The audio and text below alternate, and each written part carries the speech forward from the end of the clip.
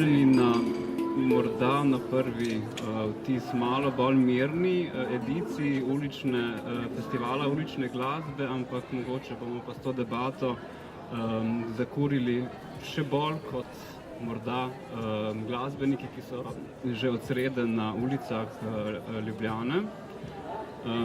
Organiziramo okroglo mizo z naslovom Kam z ulično glasbo. To nakazuje na neko prihodnost, kateri bomo težili skozi debato, ampak na začetku, da ne prehitevamo tega časa, bi poprosil svoje goste, da se nakratko predstavijo, pa povedo, kako so z ulico povezani. Moje ime je Denis Lampret, sem kitarist in igram na ulici dobrih 5 let v Ljubljani, pa tudi v tujini sem že kaj šel pogledat.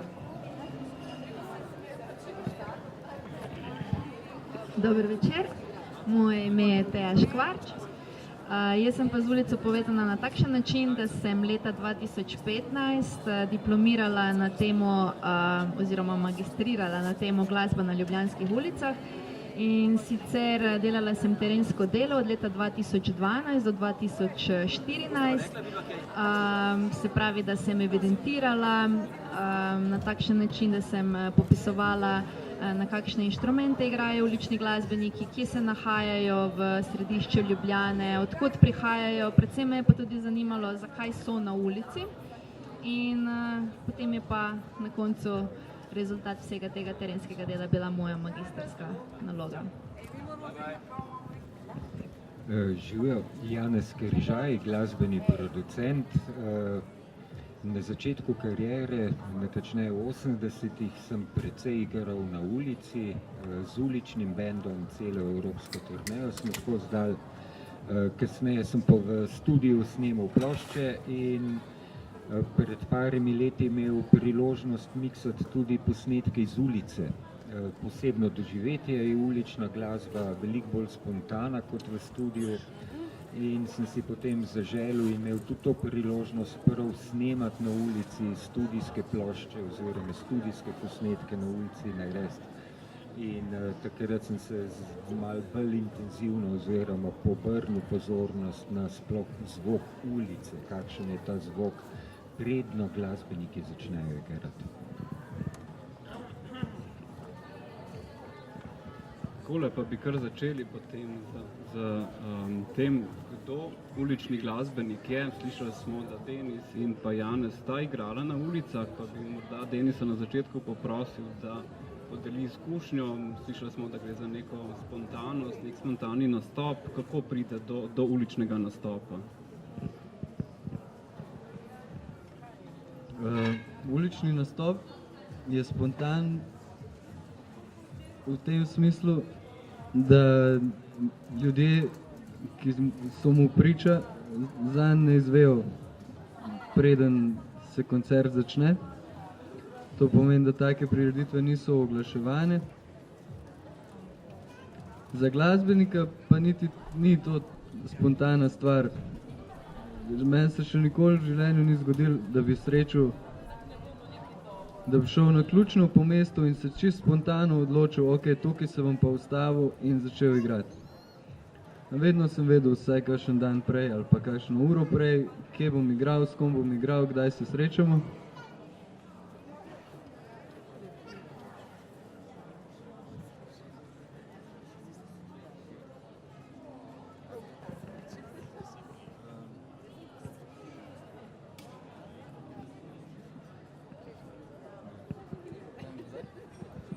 Pa, če govorimo o vzrokih, v magistrskem delu lahko preberemo različne vzroke, s katerimi glasbeniki stopijo na ulico, tako da bi morda lahko povedala Teja kaj več o tem. Neko splošno znano je, da oziroma izkušnje moje osebne iz ulice, da ulična glasba ima neko negativno konotacijo, recimo, je zelo povezano z nekim beračenjem in podobnimi stvarmi. Bi morda Teja lahko povedala kaj več o vzgibih uličnih glasbenikov, zakaj na ulico in ali je to res oblika beračenja oziroma?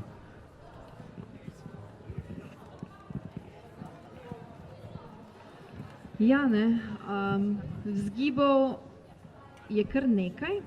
Seveda vse, kar bom povedala, izhaja iz tega, kar so mi sami poulični glasbeniki povedali, ne.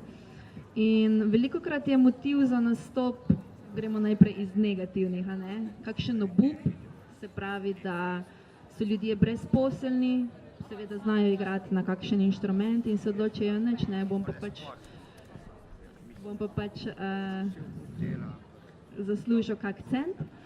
Potem eni tudi znajo, ki so redno zaposleni, pravijo, da v prostem času grejo na ulico, ker jim je to užitek in grejo še tam malo zaigrati. Potem vsekakor so neke ambicije večje, spomnim se en duet je bil, pa prav tako ena skupinica, dve mladi punci in fant sta bila in so rekli, da na ulico hodijo igrati zato, ker upajo, da jih bo nekdo odkril, da jim bo všeč in jim bo ponudil kaj več. Ta fant je tudi nekaj let živel v Londonu in je rekel, da ja, pač stopi na ulico zato, ker mu je fajn in to rad počne, ampak upa, da bo tudi se mu ponudila priložnost, da lahko še na kakšnih privatnih žurkah zaigra in ali pa kakšno ploščo posname. Potem ne smemo pozabiti, da je pač tudi veselje, a ne, prav spomnim se par posameznikov, ki so rekli, da to je to pač veselje do igranja in tudi na privat zabavah igrajo, prav tako jim pa ulica ponuja neko drugo dimenzijo, kot jo pa lahko zato ker nikoli ne veš, kaj pričakovati, ne, seveda ljudi pridejo do tebe, so nesramni, drugi pridejo do tebe pa ti rečejo, wow, ful je bilo fajn, polepšali ste mi dana, ne, in tudi to oni dobijo veselje. Do vsega tega, potem pa seveda svoboda, ne, to je to, tako si ti rekel, pač ja, sej načrtuješ vse skupaj, ampak ne rabiš nobenega kontaktirati pa reči, a lahko jaz danes pridem igrati pač v ta klub ali pa kamorkoli, ne, pač svoboda do tega, da stopiš na ulico kadarkoli in pač zaigraš, ne. Tako da to so neki od glavnih motivov, seveda ne smem pa pozabiti denar, ne. Denar, velikokrat je ta denar, ampak spomnim se uličnega glasbenika, ki že 10 let potuje po Evropi in igra in pravi, da tisti, ko na ulico stopijo in igrajo zaradi denarja, ne bojo nikoli veliko zaslužili. Tisti, ki pa igrajo zato, ker to radi počnejo, bojo pa veliko zaslužili in to je ta ironija. Prav spomnim se tega citata. Da. Ja, se strinjam, no, s tem povedanim. Moja zgodba je pa v bistvu, nisem razmišljal o motivu kot najstnik, sigurno ne bi stopil na ulico, bil sem kar lepo vzgojen, se mi zdi. Zašel sem pa v tako družbo, no, ki so bili veseljaki, šli so kar v gostilno in so vzeli kitare s sabo in so v gostilni žurne redali. In pač kot del te družbe nisem imel drugega, kot da špilam zraven. Te gostilniške izkušnje so bile v bistvu zelo zabavno in je bilo čisto normalno, da gremo pa še na ulico igrati. Ulico sem odkril pa pol v bistvu, da je to čisto v redu, ne, da ni nič narobe, če stopiš pa kar razgarajaš nekaj, ker se ljudje razveselijo, sploh če to polčkaj dobro počneš.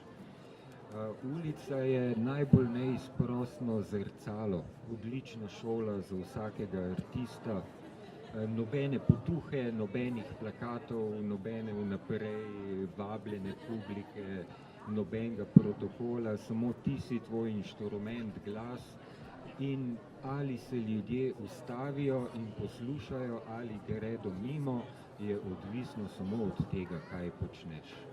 In lahko dobro opazuješ, kaj počneš. Govorili smo o veselju in obupu, ne. To bi lahko bila vzroka, kaj pa če situacijo obrnemo. Zaradi česa pa ulični glasbenik lahko obupa in ne igra več na ulici. Denis še ni obupal zaenkrat, ga še lahko vidimo igrati na ulici, ampak katere so tiste nevšečnosti in kaj se na ulici zgodi, zaradi česa bi potem ulični glasbenik lahko to prizorišče zapustil, kaj je tisto, kar teži uličnega glasbenika, čimer se mora soočati, pa bi bilo lepše, če se s temu ne bi bilo treba soočati. No? Ja, ena stvar je človek sam in njegovi njegovo dojemanje samega sebe, oziroma kako že brez okolice, na kakšen način se vidi na ulici. Se vidi, kot da tam prosjači za kovančke, ali ne. Se pravi, ta vidik zna človeka odvrniti od tega početja. Če se počutiš, kot da si berač, pa nočeš biti berač, ne boš več igral na ulici. Ne? Se pravi, vprašanje je človek sposoben preseči te misli in igrati. Vprašanje je, če je to človeku dovolj izpolnjujoča aktivnost, da se ne rabi ukvarjati s tem. Najlepše je res, če lahko na denar povsem pozabimo. Kovček je tam, mi smo tukaj, igramo in to je to. In nam je lepo. Pa so kakšne zdaj omejitve tudi, ne? Recimo prepoved ozvočenja mene osebno omejuje, ker ne smem več igrati na električno kitaro, kot sem to počel vedno do zdaj. In zdaj lahko grem samo s klasično kitaro. Ali pa z akustično kitaro. Kar mi pa tudi usmeri glasbo oziroma usmeri moj način igranja v nekam, kjer ga sicer sam ne bi usmeril. Ne. Se pravi, je malo odzema svobode izražanja tukaj. Čisto za konkreten nastop te lahko tudi kakšni stanovalci odženejo, če si na napačnem mestu, v napačnem času se pojavil nekdo, ki bo rekel, tukaj pa ne smete igrati tega in se boš mogel premakniti.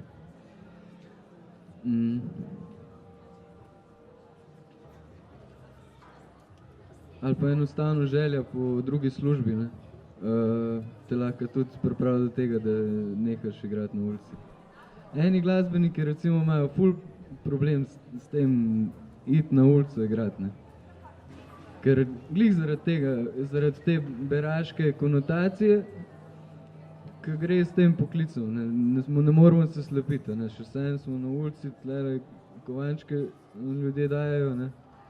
In to je v smislu pretoka denarja je isti način, s tem, da mi nobenega ne prosimo, ne, ampak pač nekaj dajemo in ljudje podprejo na svoj način. In se samo lahko zahvalimo, ne. Ampak marsikateri glasbenik bo pa rekel, ja, za mojo kariero pa ni dobro, da jaz na ulici igram, ne. Ker pol ne bojo poklicali, ne, ker sem ulični glasbenik zdaj. In nisem pravi glasbenik, poklicni. Tako da to, za to vprašanje.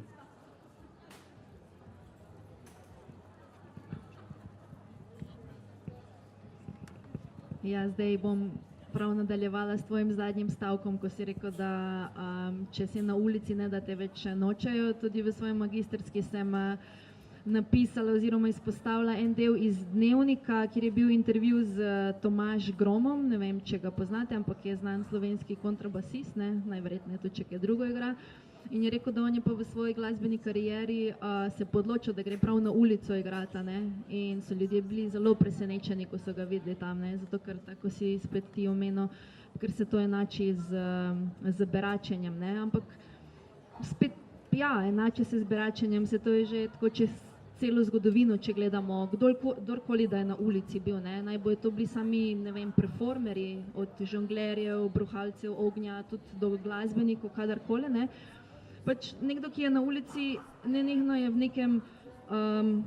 nekem liminalnem prostoru, ne, in ali ima družbeno zelo negativno konotacijo, ne, po drugi strani ima pa družbeno zelo pozitivno, ne, to je spet situacijsko in čisto odvisno, koliko vzameš, ne, vse skupaj. Ker tudi, če zgodovino gledamo, če si videl Lajnarja, ne vem, v kakšnem v začetku 21. stoletja v New Yorku, kjer jih je bilo v enem trenutku, viri pišejo tudi po 800, ne? In vidiš na vsakih par metrov linerja, ja, ti že gre na živce, ne? Ker vsak misli, da pač beračiš, ne? In je tak, dej nehite mi težiti za vsem skupaj, ne? Po drugi strani, če pa gledamo ulične glasbenike ali pa tako kot so trubadori bili, ne? Oni so pa prenašali novice in zato, ker nismo imeli takšne tehnologije, kot jo danes imamo in so vsi bili takoj obveščeni, kaj se dogaja, ne? So oni potovali dolge poti, da so prinašali novice, kaj se dogaja na raznih dvorih, graščinah in podobno. In danes se tudi dogaja v sodobnosti z pouličnimi glasbeniki, zato ker se prav spomnim, koliko mi je Vince, en poulični glasbenik iz Bruslja, povedal, veste, na svetu obstaja 80% uličnih glasbenikov, ki so zelo slabi, ne? 20% jih je pa tako dobrih, da tudi lahko živijo in toliko zaslužijo, ne? In nočem biti prevzeten, ampak med teh 20% jaz spadam noter in kdorkoli, da me sliši, si ne bo niti v nobenem trenutku mislil, da sem berača, ne? Zato, ker imam tako dobro izdelan ulični nastop in performance in vse naštudirano in sem profesionalec, ne? Ampak to so zdaj vedno tako, nikoli ne veš, koga kam data, ne? In zakaj gre kdo na ulico. Tako da ja. Zanimivo, ker sem razmišljal zdaj, da motivi, zakaj špilati na ulici, so izredno različni. Ne? Od beračenja do akademskih, vrhunskih glasbenikov, ki grejo na ulico samo zaradi svobode, užitka svobode. To bi bilo špilo v čelo v marsikaterem evropskem orkestru, izbral si je ulico, ker lahko se ne ozira nobenega in gara zase za svojo dušo. Zakaj ne na ulico? Prvi razlog mislim, da je vreme. V dežju in snegu se ne špila. Ne? Pa če je fejst vroče, je tudi težko, iščeš senco. Da na svoji koži izkusiš, da se pač ne. Da. Vidiš, dokjer pri 35 se kitara razglašuje in tako naprej, pa tudi per minus se ne da špilati. Drugi razlog je pa to pogoji za igranje, od slišnosti do vidnosti in pretočnosti publike. Ne, lahko je kakšen plec karasen tamle gor za vogalom, ampak nihče mem ne pride. Čopova je super pretočna, ampak ni slišna, je prevelik šunder. Ne. Slišnost pomeni pa arhitektura, da se kakšne stene zvok odbije, da imamo malo koncertnega zvoka, in higiena, ne samo estetika, ampak tudi higiena. To je nekak zvočni smrad, to so zvočniki, ki so najhujši. To sem zlasti opazil, ko sem miksal plošče z ulice. Če pripelje bicikel, je fajn percussion. Se vzame kot percussion moment. Otroci znajo biti glasni, super atmosfera na koncu pesmi, držamo rulce in otroci se slišijo, vse gre skozi. Medtem ko druga glasba pa zmot katerokoli glasbeno situacijo. Ko se druga muzika prikrade v drugi tonaliteti, v drugem ritmu, to je pa najbolj moteči dejavnik.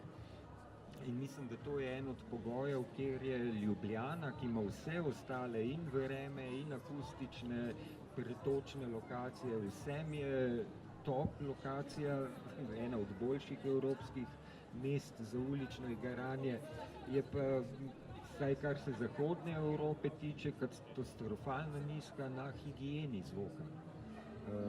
Zdajle tukaj sedimo, nobenega glasbenika ni, jaz slišim dve glasbi naenkrat. In nimam nobene želje, da bi zdajle en kitaro igral, ali pa da bi jaz kitaro. Ni treba, ker že glasbo imamo. Mislim, da šele tretje je pa težave sosedi in težave z oblastjo. Če so koncerti, če je nastop prepovedan, ni dovoljen in so inšpektori ostri, jasno ne boš špilo, boš nehal.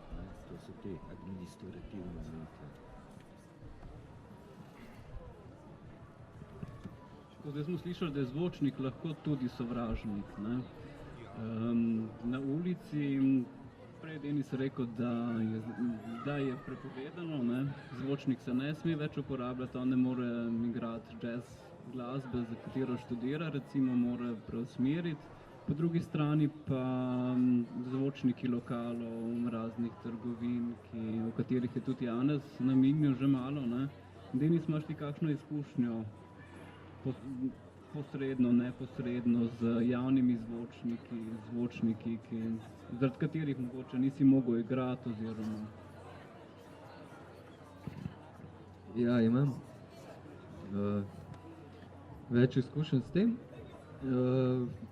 Tudi mene zmoti, no, tudi sam se počutim, kakor da ni potrebe, da igram na določenem mestu, kjer že je slišna glasba. Ne rabi biti glasno slišna, važno, da se sliši.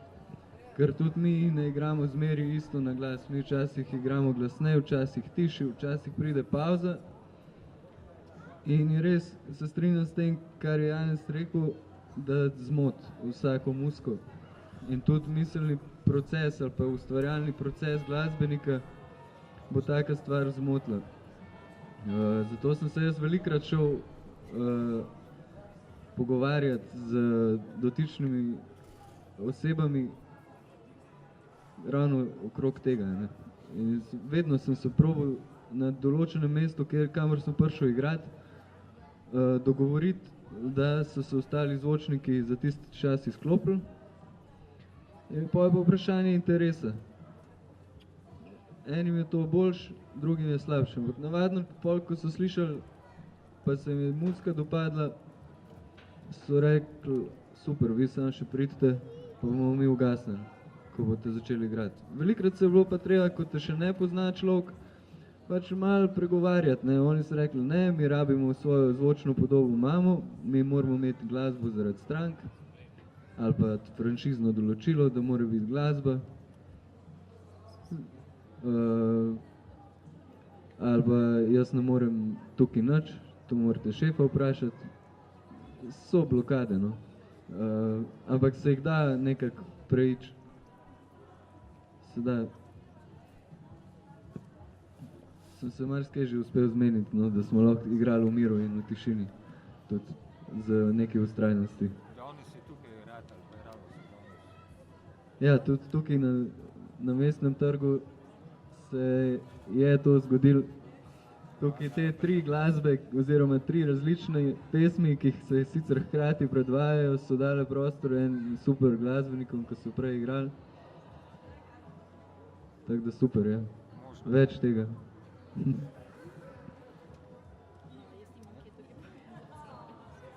Ja, dodati še na zvočnike.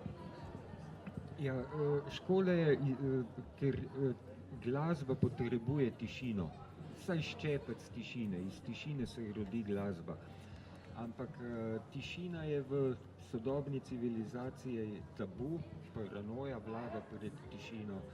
V tišini se človek lahko zamisli, pa kakšne take neumnosti in rabimo stalni hrup prisoten. Sploh shopping center v tišini bi bankrotiral, ljudje bi tja meditirati hodili, ne pa shoppingirati. In zato en šunder poganja neka kolesja, medtem če govorimo pa o kulturnem razvoju, pa mislim, da škoda, zgubljamo, ne? Kulturni turizem, turisti se ustavijo pred uličnim glasbenikom, pred zvočnikom, še nobenega turista se nisem videl ustaviti. To je bottom line, ki mislim, da lahko vsak zastop in tudi, ko smo ravno kle pod županovim oknom, župan je že opazil divje plakate, oglaševanje z divjimi plakati, ni pa še opazil divjih zvočnikov. Ne? To so enostavno črne gradnje, zvočne arhitekture in nek pokazatelj borbe med oglaševanjem in kulturo. Ne? Tukaj vlada velik boj, velik konflikt interesov, če nič drugega za pozornost publike. Oglaševanje si želi parazitsko po vampirih in se porastiti kulture, kultura se pa ne da, ampak oglaševanje ima veliko več interesa. In tukaj jaz vidim razlog, da ulične glasbenike uspešno prepovemo in so inšpekcije učinkovite in jih omejujemo, Medtem ko pri zvočnikih, ki oglašujejo, ne kulturirajo, samo oglašujejo gostinsko-trgovsko dejavnost, pa vse inšpekcije odpovejo.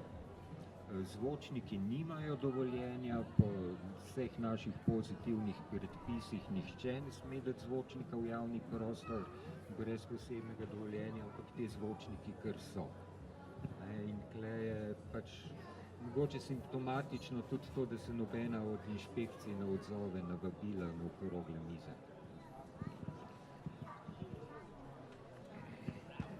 Malo smo se pogovarjali o problematiki, s katero se sooča, ne? Kakšno so pa razmišljanja, kako to problematiko rešiti? Bi bilo recimo tako, kar smo recimo govorili o zakonodaji, tudi ne omejuje določene stvari, recimo Denis je rekel, da ne sme igrati več na zvočnik, ne? Potem smo opozorili na zvočno onesnaženost, kakšen bi tukaj bil konsens, kako bi se to lahko dogovorili, bi bila rešitev, tako kot slovenska, ko funkcionira nekako v anarhiji, ali bi anarhija bila za ulično glasbo dobra, oziroma bi sama uredila stvari med, rečemo, lokali in uličnimi glasbeniki, ali je tukaj kakšna druga rešitev. Mislim, ker po eni strani ulična glasba smo rekli, da je svoboda, ne? Da svoboda mora biti prisotna, ampak kje se ta svoboda potem tudi neha lahko, oziroma kako urediti situacijo, kako konsens dosežite, lahko festival ulične glasbe, kako pripomore k temu. Ja, sem se že vprašal, če z festivalom ulične glasbe pluvam v lastno skledo ali ne.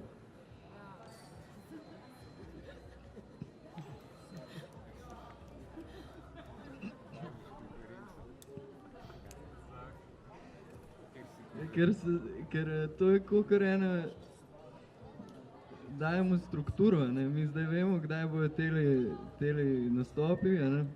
Čeprav izgledajo čist isto kot spontani ulični nastop, mi vemo zdaj za njih in vemo, kdo bo igral, in imamo eno sito, skozi katerega grejo izvajalci, ko sem pridejo. Jaz mislim, da svoboda je zelo pomembna za ulično glasbo, ker je to tudi njena tradicija, ne? Je tradicija. S tem, da problemi ponavadi nastanejo med ljudmi. In mogoče se je dobro potruditi že te na čisto osebni ravni probleme dobro reševati. Pol rabimo manj teh zakonskih struktur, ko bi to delali namesto nas. Jaz sem za manj, no, ampak tudi nekaj pa že zdaj imamo tega, ne, in mogoče tudi ne vem, kako bi rešil, res ne vem, kako.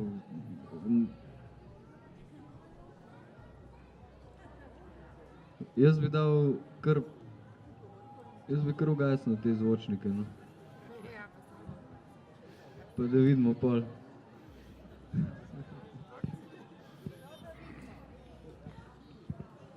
Ja, kar se mene tiče, je to tudi res zahtevno vprašanje, ne. Ne morem govoriti iz lastne izkušnje, ker nikoli na ulici nisem igrala, ne, kar bi se teh zvočnikov in to naredilo, ampak se popolnoma strinjam z vami, da ta zvočna onesnaženost je pač preveč, zdaj kolikrat preveč, jaz ne vem, ampak hodiš konstantno in vsakega zvočnika je neka druga muzika, pa ko bi bila to vsaj za moje ušesa, to nekaj primernega bi še sprocesirala, ampak tako je pa pač ne. Kar se pa tiče tega, kaj narediti z ulično glasbo, ja, tudi to ti si prav rekel, ne, kaj so ti festivali, ne, to je spet nek urnik, ker čez neko sito spet grejo neki glasbeniki, koliko sem na vaši spletni strani lahko prebrala, so to že neki glasbeniki, ki delajo, ne vem, so posneli plošče, so že uveljavljeni, so najbolj izobraženi, neizobraženi, to trenutno ni pomembno, ne, in tudi na tej točki sem se spomnila, koliko mi je še en mednarodni ulični glasbenik rekel, da tudi zelo rad hodi po teh buskers festivals, ki se prirejajo dejansko po celem svetu, tako nenormalno veliko jih je. In na te festivale ne hodijo samo pač baskers, je tudi en izraz baskerji, pač ulični glasbeniki, ki se bolj v angleško govorečem delu to uporablja. Neki čas je bil uveljavljen, potem je šel v pozabo in so uporabljali street performers, zdaj so pa spet baskerji in tudi ko se s komorkoli pogovarjaš, se imajo za baskerja, ne.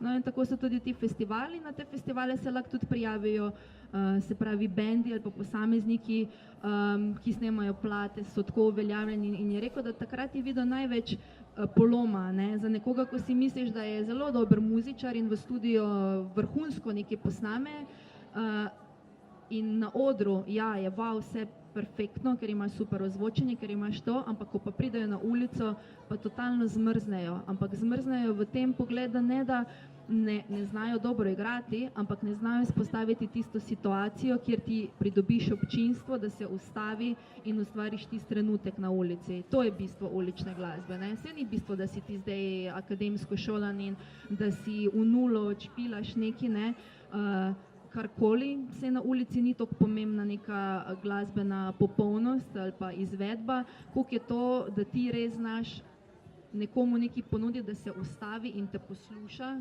in reče, wow, to je pa to, ne.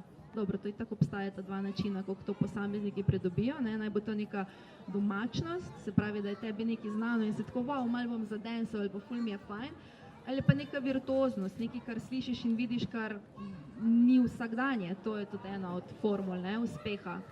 Spomnim se najverjetneje ste leta in leta prihaja čez poletje Elaja, moje ime, igra pa na kitaro, ki se imenuje Stika, ne, in ima tapkanje in to in pač na Prešercu vedno igra in pač on ustvari tako občinstvo, da sam gledaš, ne.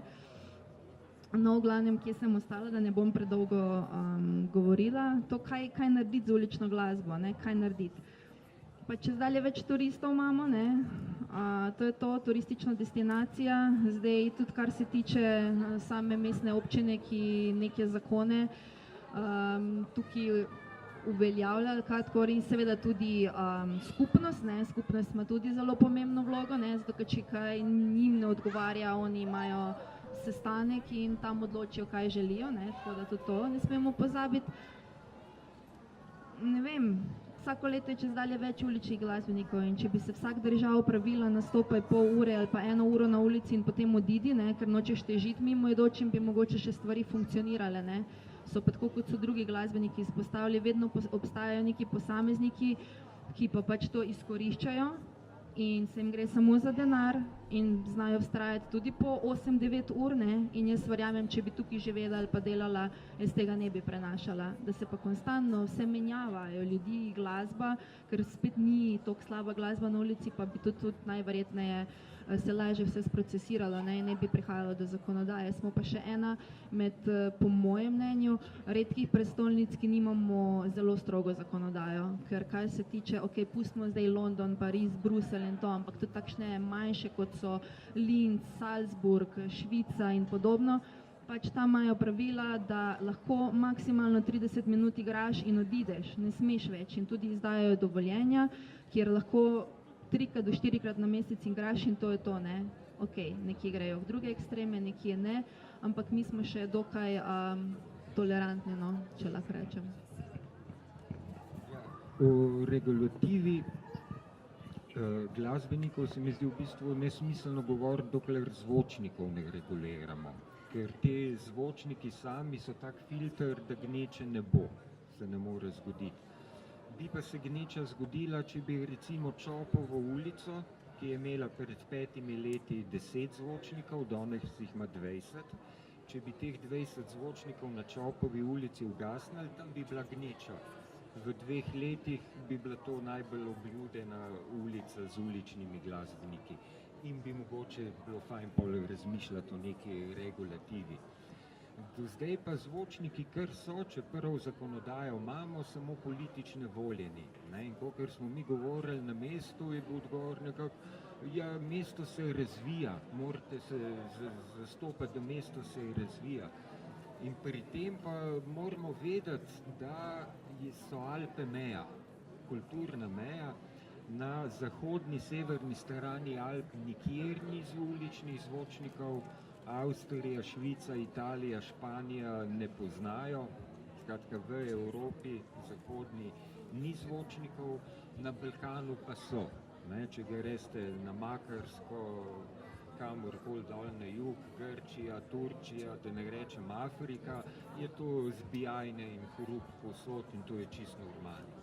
Torej, zdaj ali smo kulturno Balkan, ali smo kulturno Evropa, to se bomo mogoče mogli odločiti, oziroma fajn bi bilo, da te, ki kulturno politiko načrtujejo, da se v tem odločijo.